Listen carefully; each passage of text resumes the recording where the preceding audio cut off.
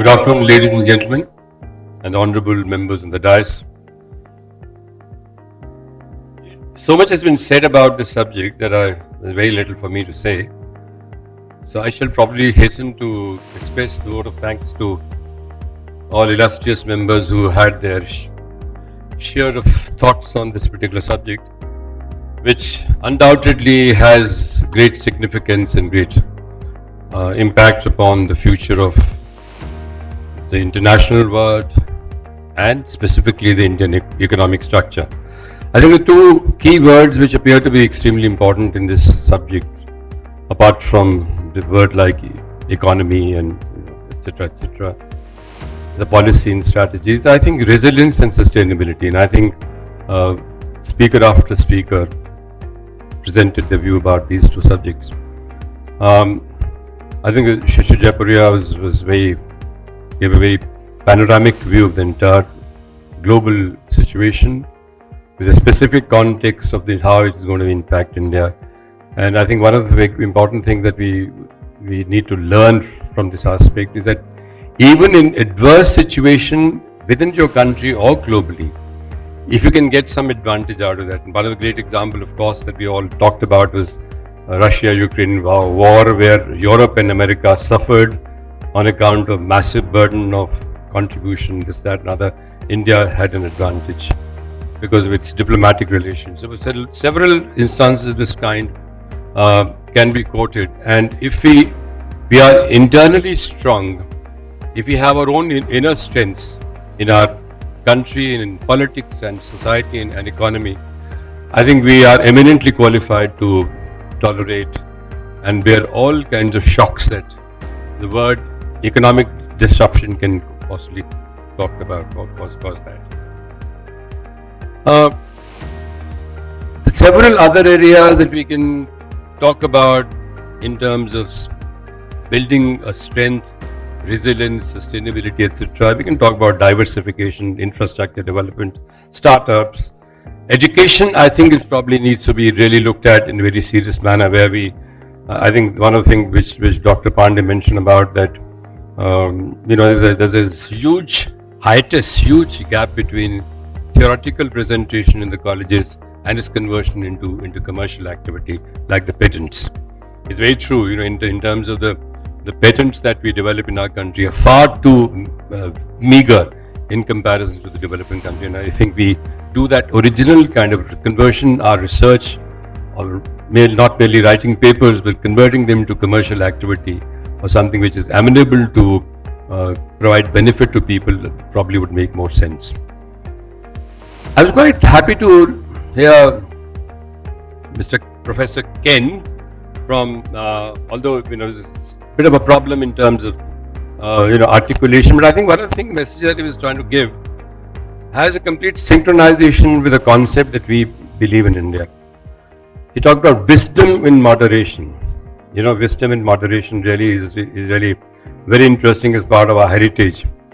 There's a very beautiful verse in Bhagavad Gita which is Yukta Harviharasya Yukta Cheshtasya Karmasu Yukta Swapna Bodhasya Yogo Bhavati Dukkha. The word Yukta is derived from the word yoga. So if you do everything in moderation and you sort of use that wisdom, neutrality and wisdom, so therefore sense of anasakta, detachment and moderation, which is also called samatva bhava, equanimity. I think these are lessons not merely for a nation as such. These are lessons for every individual. Moment we see we find a new entity happening, we get excited and get carried away and start indulging in big time and also start following people like a flock of sheep. But this is where we need to ponder and pause, and whatever we do, in fact, interestingly, this word Yukta Cheshtasya Karmasu is very interesting. He says even in your endeavors, even the efforts that you are making, you should do it in moderation. Sometimes we go overboard, chasing certain goals, and then if it all, the law of diminishing returns comes into play. So I think these are some of the very interesting aside that we got from Professor Ken. Very happy to hear, summarizing the entire subject today in a very beautiful Hindi word called Atmanirbhar.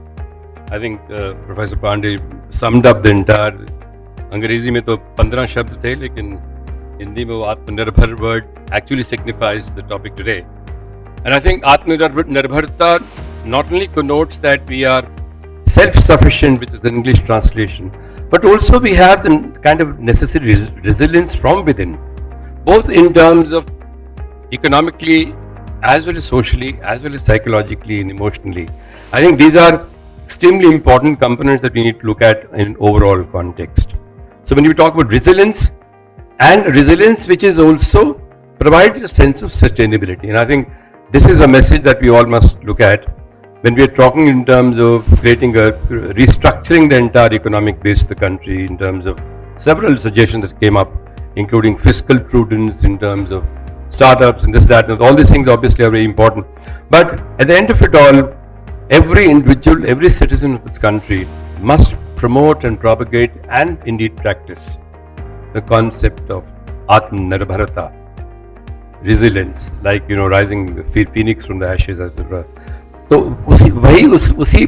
उसी लक्ष्य पे अगर हम पहुंचेंगे और सामूहिक रूप से अगर उस चीज का उसका अनुसरण करेंगे, तो मैं समझता हूँ कोई ऐसी शक्ति नहीं विश्व के अंदर जो हिंदुस्तान को हिला सके, हटा सके.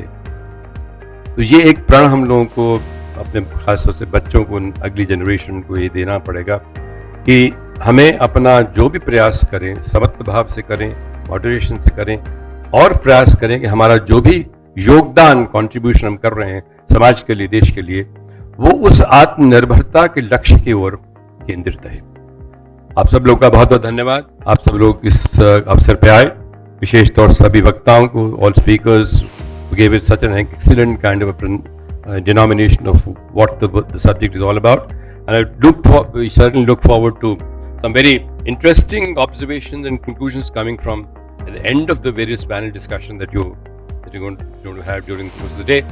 And I'm sure a lot of these discussions we really need to look at that they are actually doable and implementable. The conference should not really deteriorate into a theoretical or academic exercise, and I think this is where academic industry, network, interface, connectivity has to become extremely essential and important. All the best to all of you for the rest of the day. Thank you.